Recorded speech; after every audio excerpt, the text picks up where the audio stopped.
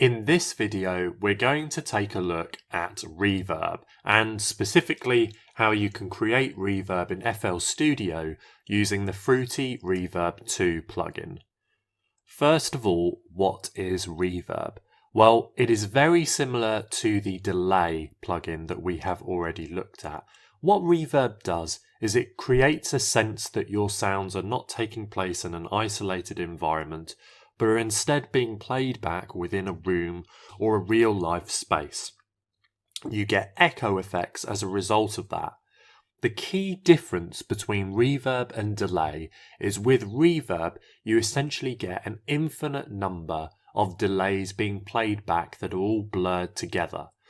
This creates a much more realistic sound. For instance, if you're trying to simulate your sound taking place within a room, it might be better to use reverb rather than delay, as delay can create a more convincing effect if, for instance, you're trying to make it sound like your sound is taking place within a very large area, due to the physics of the sound involved.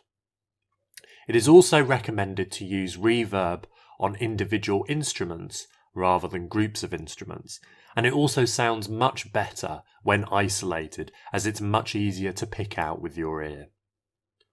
Let's take a look now at how to add the Fruity Reverb 2 plugin to your project. First of all, what we're going to do is we're going to add a new instance of FL Keys by going to the channel rack, clicking the plus button and scrolling down to FL Keys. We're going to use this just as our demonstration instrument like we've done in previous videos.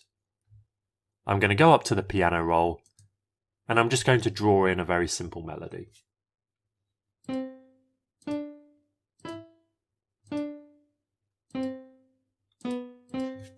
Let's just play this back now.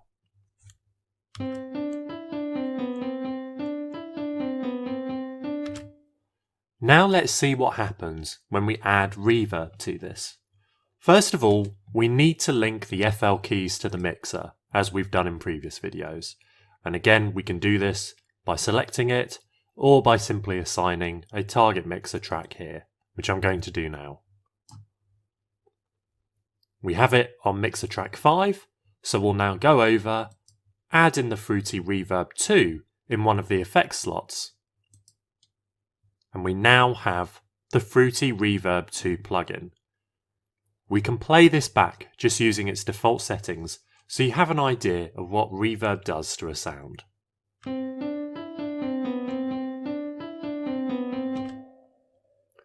Again, just like with any other effect, I can turn this on and off using the green button or by adjusting the mix level.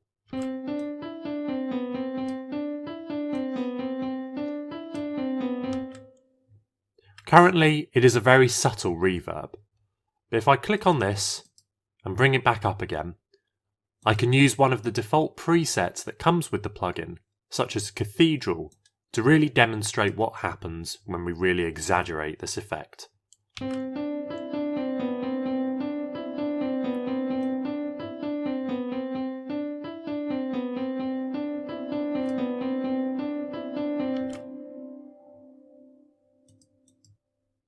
You can see immediately why this effect would be useful. It can be really useful for recreating a dreamy or mystical sound, and it's really good as a way of simulating your sound taking place within a large spatial environment.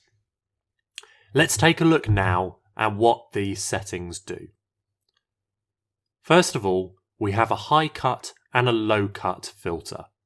The high cut filter obviously cuts off the reverb taking place at the specified frequency.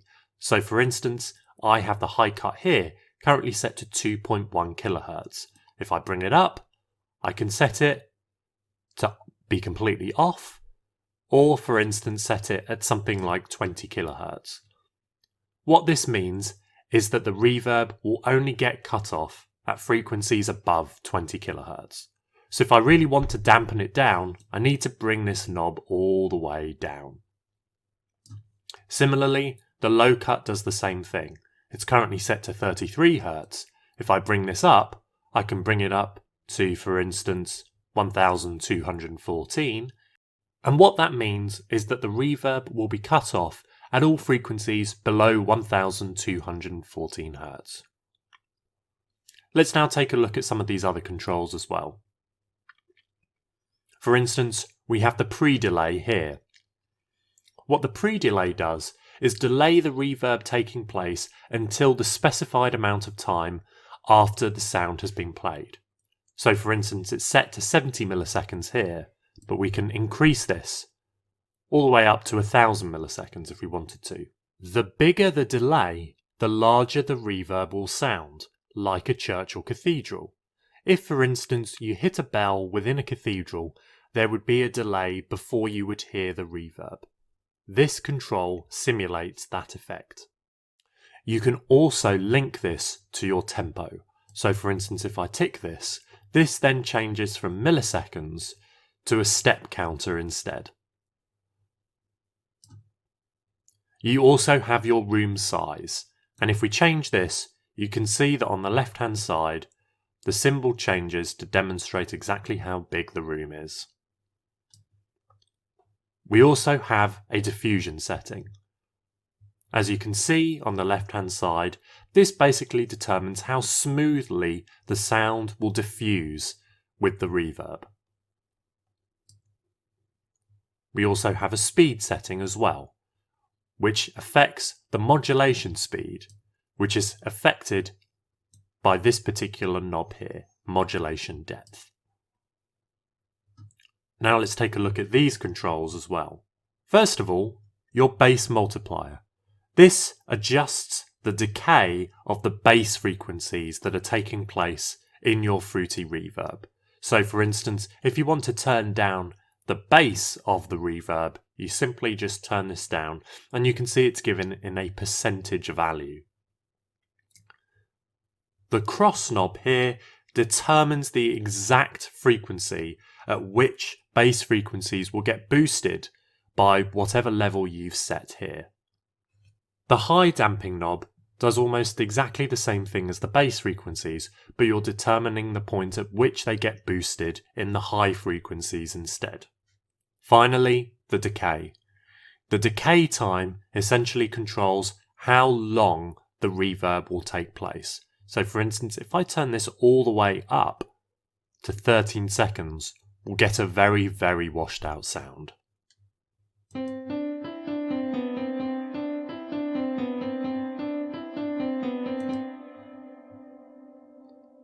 The best way to increase your reverb sound is by turning up controls such as the size, the delay, the diffusion, and the decay. And if you really want it to appear bassy, you can turn up the bass control as well.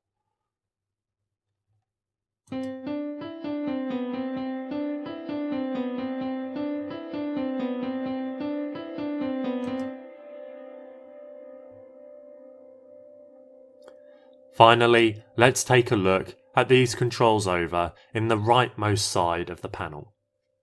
First of all, we have your dry slider.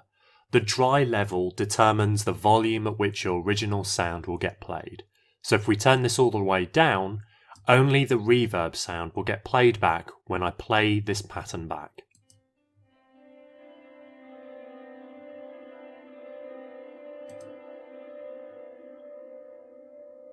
And you can see that that creates a very interesting effect. And it can sometimes be a brilliant way of creating space without necessarily muddying your mix with more sounds. We also have the early reflection value slider here as well. This essentially sets the volume level of early reflections, so the first amount of reverb that you get when you play back this plugin. Finally, we have the wet slider as well. This determines the volume at which the reverb gets played back. So if I set this to 0, we won't hear any reverb at all.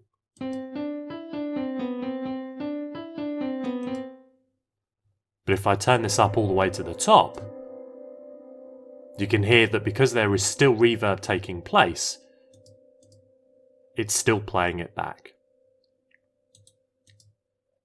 Finally, the stereo separation. This allows us to put the reverb in mono if we wish. By turning this all the way to the right, by keeping it in normal stereo, or by widening it as well. And as you've seen in previous plugins, this works in exactly the same way. That's Fruity Reverb. Let's take a look at some other plugins now too.